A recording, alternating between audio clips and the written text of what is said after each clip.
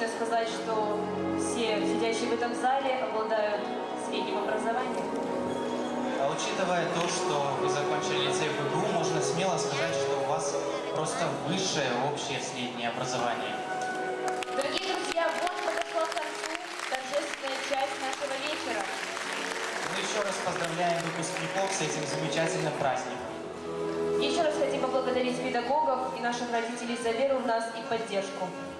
Но это еще не все. Ровно в 22:45 вас ждет потрясающий фейерверк на площадке у входа в лицей БГУ.